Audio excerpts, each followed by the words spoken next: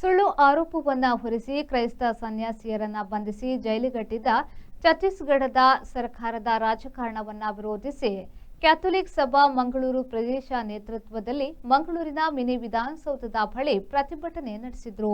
ಈ ಸಂದರ್ಭದಲ್ಲಿ ಮಾತನಾಡಿದ ಭಾರತೀಯ ಧಾರ್ಮಿಕ ಸಂಸ್ಥೆಗಳ ಒಕ್ಕೂಟದ ಅಧ್ಯಕ್ಷ ಫಾದರ್ ಡೊಮಿನಿಕ್ ವಾಜ್ ಅವರು, ಭಾರತದ ಕ್ರೈಸ್ತರು ಈ ಮಣ್ಣಿನ ಮಕ್ಕಳು, ದೇಶಭಕ್ತರು, ಮತಾಂಧರಲ್ಲ.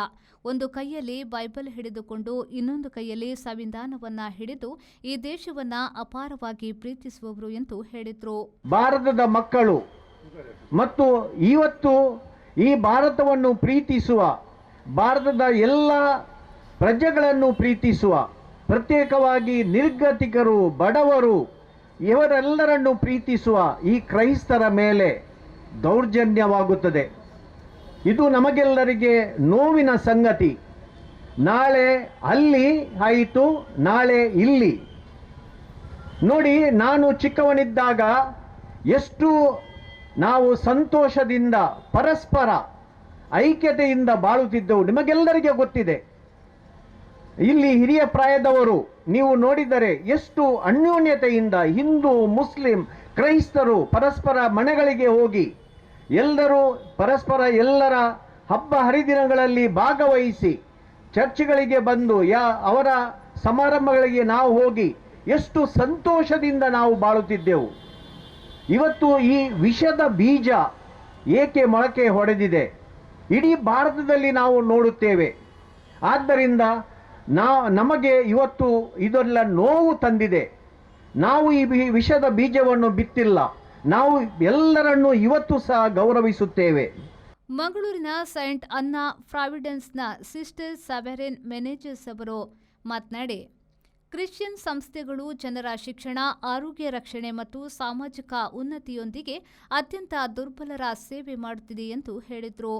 ಅಪ್ಪ, ಅಮ್ಮ, ಅಣ್ಣ, ತಮ್ಮ, ಅಕ್ಕ, ತಂಗಿ, ಆಸ್ತಿ, ಅಂತಸ್ತು ಎಲ್ಲವನ್ನು ಬಿಟ್ಟು ತ್ಯಾಗ ಮಾಡಿ ನೀವೇ ನಮ್ಮ ಅಪ್ಪ, ಅಮ್ಮ, ಅಣ್ಣ, ಅಕ್ಕ, ತಮ್ಮ, ತಂಗಿ ಎಂದು, ನೀವೇ ನಮ್ಮ ಹಿಂದೆ ಮುಂದೆ ಅಕ್ಕ ಪಕ್ಕ ಎಂದು ನಾವು ಬಂದೆವು. ತಮ್ಮ ಜೀವನವನ್ನೇ ಪರರ ಒಳಿತಿಗಾಗಿ ಉದಾರ ಮನಸ್ಸಿನಿಂದ ಈ ಸಮಾಜಕ್ಕಾಗಿ ಸಮರ್ಪಿಸಿದವರು ನಾವು.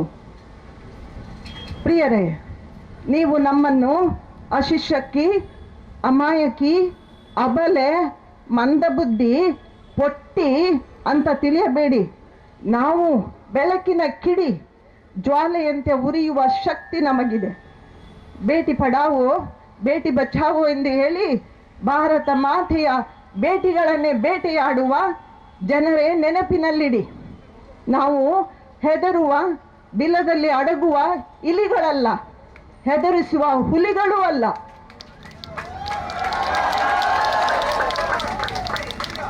ನಾವು ಕುರುಡರಿಗೆ ಕಣ್ಣುಗಳಾಗಿ, ಅಶಕ್ತರಿಗೆ ಶಕ್ತಿಯಾಗಿ, ವಯಸ್ಕರಿಗೆ ಊರುಗೋಲಾಗಿ, ಯುವಕರಿಗೆ ದಾರಿದೀಪವಾಗಿ, ಅಬಲೆಯರಿಗೆ ಧೈರ್ಯ ಸಾಂತ್ವನವಾಗಿ, ಬಡವರಿಗೆ ಭಯಪಡಬೇಡ ಮೇಹೂನ ಅಂತ ಹೇಳುವ ತ್ಯಾಗಮೂರ್ತಿ ಭಗಿನಿಯರು ನಾವು. ಈ ಸಂದರ್ಭದಲ್ಲಿ ಮಾಜಿ ಶಾಸಕ ಜೆಆರ್ ಲೋಬೋ, ಕ್ರೈಸ್ತ ಧರ್ಮಗುರುಗಳು, ಭಗಿನಿಯರು ಮತ್ತಿತರರು ಭಾಗವಹಿಸಿದ್ರು. ಕ್ಯಾಥೋಲಿಕ್ ಸಭಾ ಮಂಗಳೂರಿನ ಅಧ್ಯಕ್ಷ ಸಂತೋಷ್ ಡಿಸೋಸಾ ಸ್ವಾಗತಿಸಿದರು. ಕ್ಯಾಥೋಲಿಕ್ ಸಭಾದ ಮಾಜಿ ಸಾರ್ವಜನಿಕ ಸಂಪರ್ಕಾಧಿಕಾರಿ ಅಧ್ಯಕ್ಷ ರೋಲ್ಫಿ ಡಿಕೋಸ್ತಾ ಅವರು ಪ್ರಾಸ್ತಾವಿಕವಾಗಿ ಮಾತನಾಡಿದರು. ಮಂಜುನಾಥ್ ಪ್ರಸಾದ್, ವಿ4 ನ್ಯೂಸ್, ಮಂಗಳೂರು.